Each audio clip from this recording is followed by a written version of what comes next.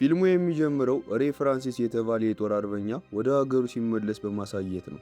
ይህ ወታደራዊ አገልግሎት ወጥቶ ፍቅረኛውን ለማግባት ስላቀደ በወታደርነት የሚያገለግልበት የመጨረሻ ጊዜው ይሆናል። ይህ በእንዲህ እንዳለ ኬሊ የተባለችው ሴት በከተማ ፓርክ ውስጥ ጥሩ ጊዜ እያሳለፈች ነው። ብዙም ሳይቆይ ሬ ከኋላ በመምጣት ሴቷን ያስገርማታል። ሴቷ ፍቅረኛው እንደሆነ ይገለጣል። ሬ ቀደም ሲል የሚመለሰው ቀጣዩ ሳምንት ነው ብሎ ስለነበር ሬን በማግኘቷ በጣም ተደስታለች። ምንም ጊዜ ሳያባክን ሬ ቀለበት አውጥቶ ለኬሊ የጋብቻ ጥያቄ ያቀርብላታል። በእርግጥ ሴቷ በሬ ጥያቄ ተገርማለች እናም ተደስታለች። ያለምንም ጥርጥርም ጥያቄውን ትቀበላለች። ከዚህ በኋላ ሁለቱ ፓርኩን ለመልቀቅ አስበዋል። ነገር ግን ኬሊ የምታነበውን መጽሐፍ ይዛ መሄድ ትረሳለች። ስለዚህ ሬ መጽሐፉን ለመውሰድ ወዲያውኑ ይመለሳል። ስለዚህ ጊዜ ነው መጥፎ ነገሮች ለሁለቱም በተለይ ለሬ መከሰት የሚጀምሩት። በቅንጦት መኪና ውስጥ ያሉ ሁለት ወንዶች በድንገት ቀርቦ ቲም የሚባለው ከወንዶቹ አንዱ ኬሊን ለማግባባት ይሞክራል። በመጀመሪያ ሬ እና ኬሊ ምንም ምላሽ ላለመስጠት ሞክረው ወደ መኪናው ይገባሉ።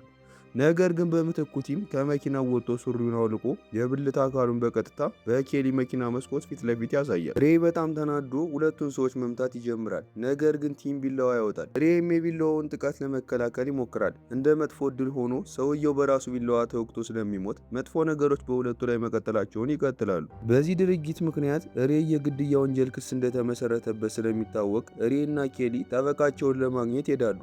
ጠበቃው ሬ ሁለት አስቸጋሪ ምርጫዎች እንዳሉት ይነግረዋል። ጥፋተኝነቱን ከተቀበለ ቅጣቱ ከ2 እስከ 3 ዓመት ብቻ የሚሆን ሲሆን ማገልገል የሚችለውም 18 ወራት ብቻ ነው። አለበለዚያ ሬ ጥፋተኝነቱን ካልተቀበለ ከእስር ቤት ከ5 እስከ 8 ዓመት ሊፈረድበት ይችላል። በሌላ አባባል ሬ እነዚህን ሁለት አማራጮች አንዱን ከመረጠ ከእስር ቤት ማምለጥ አይችልም። በስተመጨረሻም ጥፋተኝነቱን አምኖ ለ18 ወር የእስር ጊዜ ለማገልገል እንደተወሰነ ይታያል። ከዚያም ወደ ተገደለው ሰው አባት ወደ ሃርቪ ቶምፕሰን እንሸጋገራለን። እሱም የልጁን መሞት መቀበል አልቻለም። በተጨማሪም አባቱ ተራ ሰው የማይመስል ሲሆን የሬ ፍራንሲስን ማንነት ለማወቅ ሰው ልኮ እንመለከታለን። ሰውየው ሬ የሚታሰርበትን ቦታ ተጨማሪ መረጃ ይሰጣል። ከዚያም ትዕይንቱ ሬ ወደሚታሰርበት እስር ቤት ይቀየራል። ይህንን ሰው ላስተዋውቃችሁ። ይህ ሰው ጃክ ሞሪሰን ይባላል እና የዚህ እስር ቤት ዋና ኃላፊ ነው። እሱንም በሬ የተገደለው ሰው አባት ይጠየቃል። በልጁ ሞት የተበሳጨው ሃርቪ ጃክ ሬ ከእስር ቤት ፈጽሞ እንዳይወጣ እንዲያደርግ ይጠይቀዋል። በምላሹም ጃክ አጸያፊ ድርጊቶቹን ለመፈጸም ለበታቾቹ የሚከፍልበትን ትልቅ ገንዘብ መጠን ያቀርብለታል። እስረኞቹ የእስር ጊዜያቸውን ማገልገል የሚጨምሩበት ቀን ደረሰ። ሪኮ የሚባል ጠባቂ አዳዲስ እስረኞችን እየተቀበለ ነው። በዚህ ጊዜ ሬ እና ሌሎች በርካታ እስረኞችን የጸጥታ ምርመራ እንዲደረግላቸው ልብሳቸውን ሙሉ በሙሉ እንዲያወልቁ ትዕዛዝ ተሰጥቷቸዋል። ሪኮ የውስጥ ሱሪውን እንዲያወልቅ ተገዶ የነበረውን ጎኑ የነበረውን ሰው ለመከላከል ስለሞከረ ሬን ይጠላዋል። ከእስር ቤቱ የመጀመሪያ ቀን ጀምሮ ሬ ከሪኮ አካላዊ ጥቃት ደርሶበታል። ከዚያም ሬ በዊሊያም በተባለ ጠባቂ ተወስዶ ጃክ ሞሪሰንን አገኘ። እዚህ ላይ ሬ ለ12 ዓመታት በወታደርነት እንዳገለገለ 4 ዓመታት በኢራቅ አሳልፎ እንደነበረ ይገለጻል። በኢራቅ ውስጥ ላደረገው ተግባር የድፍረት ሜዳሊያም ተሸልሟል። በዚህ ጊዜ ጃክ ምንም ነገር እንዳልተነሰሰ ሆኖ ደግ ለመሆን ይሞክራል። እናም ጠባቂውን እንዲንከባከበው ይነግረዋል። ከዚያም ዊሊያም ሬን ወደ ሴሉ ወስዶ ያስጠነቅቀዋል። ከጥቂት ቀናት በኋላ ሬ ከሌሎች እስረኞች ሞቅ ያለ አቀባበል ማግኘት ይጀምራል። ትንሽ ጠብ አለ። ከዚያም በማዕዘን የሚመሩት ሌሎቹ የእስረኞች ቡድን ሊረዱት ይመጣሉ። በሁለቱ ቡድኖች መካከል ጠብ ሊፈጠር ይመስላል። ነገር ግን ዊሊያም ጣልቃ ገብቶ እንዲወጡ አዘዘ። ሬ በእስር ቤቱ ቤተ መጻሕፍት እንዲሰራ ተመደበ። ከዚያም መጻሕፍቶቹን የት እንደሚደረደሩ የሚነግረው ዴቪድ የተባለ አዛውንት እስረኛ ያገኛል። ወደ ሴሉ ሲመለስ ሬ በሌሎች እስረኞች እንደገና ይበሳጫል። ነገር ግን አሁንም ስሜቱን መቆጣጠር ችሏል። ሬ በሴሉ ውስጥ ማስታወሻ ደብተር እያነበበ ባለበት ወቅት በድንገት በሪኮና በሌሎች ተወጥሮ ክፍሉን መፈተሽ ይጀምራሉ። አሮጌው ጠባቂ የሬን ፍቅረኛ ፎቶግራፍ አገኘ። ሬ የፍቅረኛውን ፎቶ በሪኮ ሲላስ ማየት አለበት እና ያንን አሮጌ ጠባቂ መምታት ይፈልጋል። ነገር ግን በሌሎች ሁለት ጠባቂዎች ስለተያዘ ምንም ማድረግ አልቻለም። ከዚህም በላይ ሪኮ የፍቅረኛውን ፎቶ በመቅደድ ሬን የበለጠ ያናድደዋል። በነገራችን ላይ ሁለቱ ጠባቂዎች ቪክቶር እና ፎክስ ናቸው። ሪኮ ሬ ልብሱን እንዲያወልቅ አዘዘና ማስፈራራት ጀመረ። መምታት ብቻ ያረከው ሪኮ ከዚህ የበለጠ ከባድ ነገር ማድረግ ይፈልጋል እና እንደ ድል ሆኖ ቪክቶር ጣልቃ ገብቶ እንዳያደርገው አቆሙ። ሬ ሻወር በሚወስድበት ጊዜ እዚያ ባለ እስረኛ እንደገና መጥፎ አያያዝ ይደርስበታል። በዚህ ጊዜ ሐመር የሚባል ትልቅ ሰው አለ። እሱም በሬ አካል ተደንቋል። ከዚያም ሐመር ሰይፉን እንዲስል ሬ ጎንበስ እንዲል ይጠየቃል። ስለዚህ ሬ ሐመርን ወዳጃዊ በሆነ ቡቲ ሰላምታ ሰጥቶ ገፋው።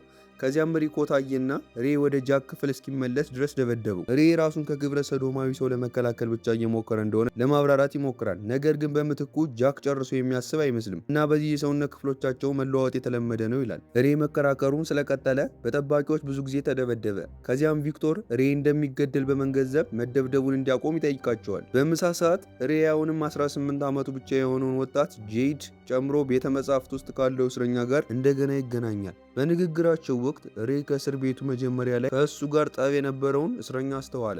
ሬ እና ዴቪድ በቤተ መጻሕፍቱ ስላለፉት ጊዜ ንግግራቸውን ቀጥለዋል። ዴቪድ ከእስር ቤት እንደማይወጣ ተገለጸ፣ ምክንያቱም ከ18 ዓመታት በፊት እሱና ወንድሙ የገንዘብ መኪና ዘርፈው 2 የጸጥታ ጠባቂዎችን በመተኮስ እንዲሁም 1 የፖሊስ መኮንን ገድለዋል። ወንድሙን በዝርፊያው ወቅት ሞቷል እና ገንዘቡ እስካሁን አልተገኘም እና ዴቪድ ብቻ ገንዘቡ የት እንደተደበቀ ያውቃል።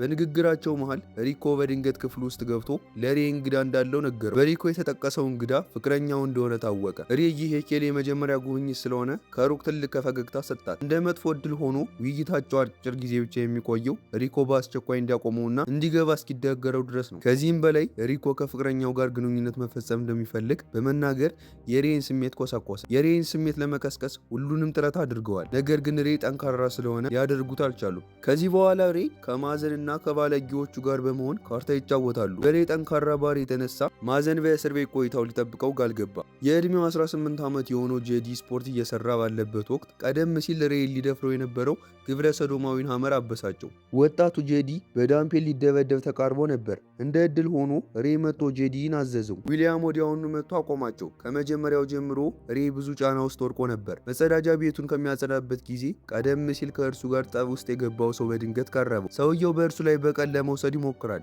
ነገር ግን ሬ ሊደበድበው ብዙ ጥረት አላስፈለገው። እንደ ወትሮ ሁሉ ሬ ከክፉ ሰው ጋር በሚዋጋበት ጊዜ ሁሉ ሪኮ የሬን እያንዳንዱን እንቅስቃሴ እንዳስተዋለ ሁሉ ይታያል። ግን በዚህ ጊዜ ጃክ ከእርሱ ጋር መጣ።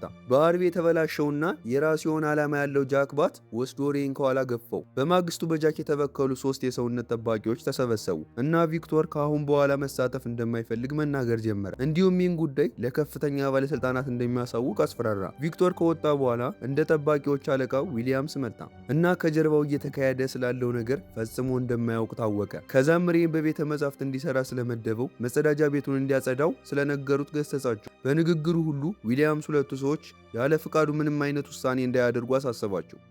ሪኮና ፎክስ ወደ ጃክ በመሄድ ቪክቶር መሳተፍ እንደማይፈልግና እቅዳቸውን ሊያበላሽ እንዳሰበ ነገሩት። ጃክም ከቪክቶር ጋር እንዲነጋገሩ ነገራቸው። ከዚህ በኋላ ሁለቱ ጠባቂዎች ወደ አንድ እስረኛ ሴል ሄደው አልጋውን መፈተሽ ጀመሩ።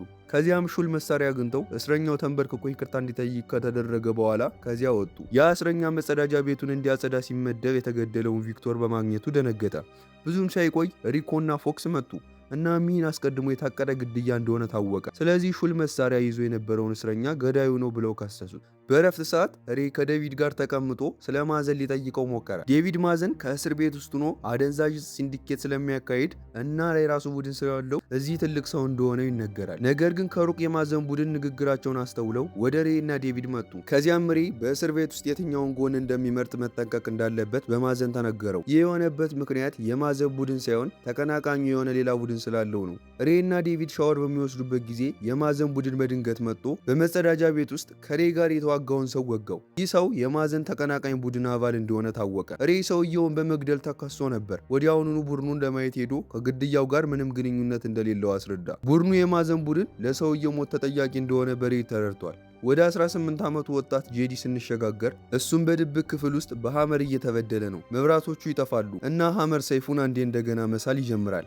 የሬ ፍቅረኛ ግን ለሁለተኛ ጊዜ ሬን ለመጎብኘት ተመለሰች። ነገር ግን በምትኩ ከሁለቱ ክፉ ጠባቂዎች ኢፍትሐዊ አያያዝ ይደርስባታል። ኬሊ በጸጥታ ምርመራ ውስጥ ለማለፍ ልብሷ እንድታወልቅ ተነገራት። ሬን ለመገናኘት 2 ሳምንታት ስለጠበቀች ይህንን ለማድረግ ምንም ምርጫ አልነበራትም።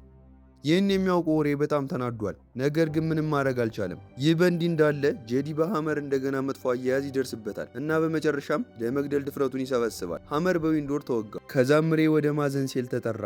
እሱም መቀላቀል ብቻ ባለመቻሉ ተናደደ። ሬ ከዴቪድ ጋር ጊዜ እያሳለፈ ሳለ ሪኮና ፎክስ በድንገት መጥተው ወደ አውደ ጥናቱ ወሰዱት። ከዚህም በላይ የማዘን ድርጊት ከሁለቱም ድርጊት ጀርባ እንዳለ ታወቀ። ጃክ ሬይ እንዲገደል ስለማይፈልግ ማዘን የሬይን የቅርብ ዝምድናዎች ማለትም ዴቪድንና ኬሊን ጨምሮ ማንኛውም ሰው እንደሚያጠፋ አስፈራራ። ሪኮ የሬይን እጅ ሊጎዳ አስቦ ነበር እና ሬይ በመጨረሻ ትዕግስቱን መቆጣጠር አልቻለም። ስለዚህ ሁለቱን ጠባቂዎች ደበደበ። በዚያ ክስተት ምክንያት ሬይ ወደ ተዘጋጀውና ጨለማ ሴል መግባት ነበረበት። ዊሊያምስ ወደ ጃክ ቢሮ ሄዶ ጃክ ሁለቱን ጠባቂዎች ሬይን ወደ ወርክሾፕ እንዲያመጡለት ለምን እንዳዘዘ ጠየቀ። ግን ጃክ አልተቀበለም እና ዊሊያምስ በእስር ቤት ውስጥ ኃላፊ እሱ መሆኑን አስታወሰው። በሌላ በኩል ሬይ እንደ እንስሳ ተያዘ እና ከዚያ ከጥቂት ሳምንታት በኋላ ሊያብድ ደረሰ። በተዘጋ ሴል ውስጥ ረጅም ቅጣት ካገለገለ በኋላ በመጨረሻ ሴሉን እንዲለቅ ተፈቀደለት። በዚህ ጊዜ ጃክ ባልበከለው ጠባቂ ታጅቦ ወጣ። ዊሊያምስ በእስር ቤት ውስጥ ባሉ ሁሉም ሰዎች ማለት ይቻላል መጥፎ አያያዝ እንዲደረግበት ያደረገው ችግር ምን እንደሆነ ከሬይ ለማወቅ እየሞከረ ነው። ነገር ግን ሬይ በእስር ቤት ውስጥ ማንንም ማመን ስለማይፈልግ ምንም ማለት አልፈለገም። ዊሊያምስም ልክ እንደሱ የቀድሞ ወታደር እንደሆነ ታወቀ። ሬይ ካገገመ በኋላ ማዘናውንም በሱ ላይ በቀል መውሰድ ይፈልጋል እና ጄድ ሬይን እንዲወጋው ጠየቀው። ነገር ግን ሬይ ከዚህ በፊት ሁልጊዜ ከጎኑ ስለነበረ ጄድ ሊወጋው አልቻለም። ጄድ ፈቃደኛ ባለመሆኑ ምክንያት ማዘን በምትኩ በዚያን ጊዜ ቡድኑ የሆነውን ገደለው። ጓደኛው መገደሉን የሚያውቀው ሬይ ስሜቱን መቆጣጠር አልቻለም እና በቀጥታ ወደ ሜዳው በማዘን ቡድን ዘንድ ሄደ። ራሰ በራውን በ3 ምቶች ካሸነፈ በኋላ ሬይ ማዘን የራሱን ሰው የገደለውን ድርጊት ተሳደበው። በዚህም የተነሳ ሬይ ከሌሎች እስረኞች ድጋፍ አገኘ እና ማዘንን አንድ ለአንድ ትግል ፈተነው። ጃክ እየተካሄደ ያለው ነገር ሁሉ ያውቃል። ነገር ግን ጠባቂዎች እንዲዋጉ ትእዛዝ ሰጠ። ከወታደራዊ ዳራ የመጣው ሬይ በእርግጥ ማዘንን በቀላሉ ማሸነፍ ይችላል።